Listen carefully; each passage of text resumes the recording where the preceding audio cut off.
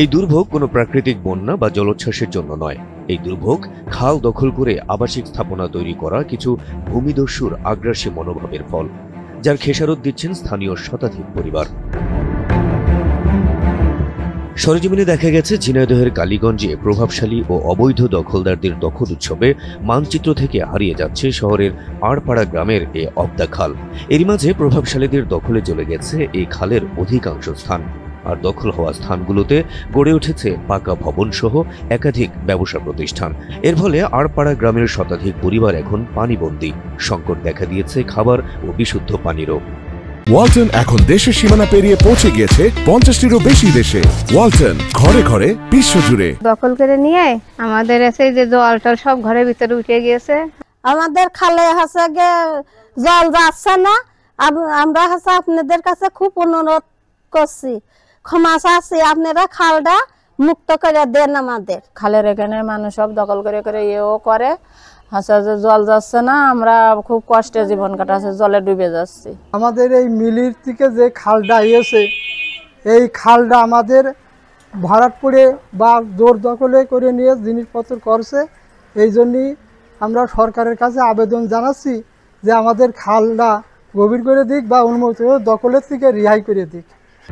যেখানে সেখানে বর্জ্য ফেলায় দুর্গন্ধ সৃষ্টি হচ্ছে প্রতিনিয়ত। ফলে খালপাড়ের দুপাড়ের বাসিন্দাদের পোহাতে হচ্ছে চরম দুর্ভোগ।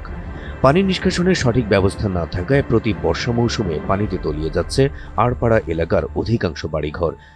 দখল, দূষণ এবং পলি জমার কারণে পানি প্রবাহ বাধাগ্রস্ত হয়ে প্লাবিত হচ্ছে ঘরবাড়ি সহ ফসলের মাঠ।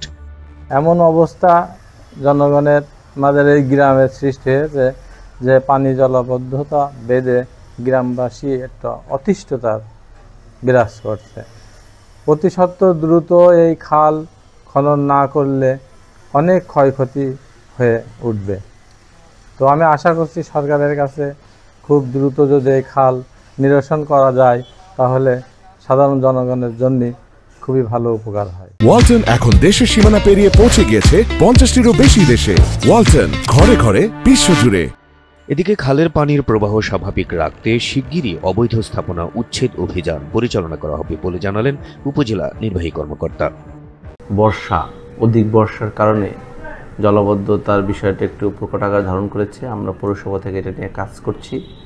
ইতিমধ্যে আমাদের চিত্রা নদীতে যে অবৈধ যে দখল 64 জনের তালিকা করা হয়েছে, কার্যক্রম চলমান আছে। আমরা অতি শীঘ্র এটা উচ্ছেদ অভিযানে যাব এবং যাতে নদী এবং খালের পানির প্রবাহ যথাযথভাবে থাকে, এটা থাকার জন্য যা যা দরকার আমরা সরকারি বিধি মোতাবেক অবশ্যই আইনানুগ ব্যবস্থা গ্রহণ করব। স্থানীয়দের দীর্ঘদিনের এই দুর্ভোগ লাঘব করতে অবৈধ স্থাপনা উচ্ছেদ সহ অতি দ্রুত প্রয়োজনীয় ব্যবস্থা নেবে প্রশাসন, এমনটাই প্রত্যাশা স্থানীয়দের।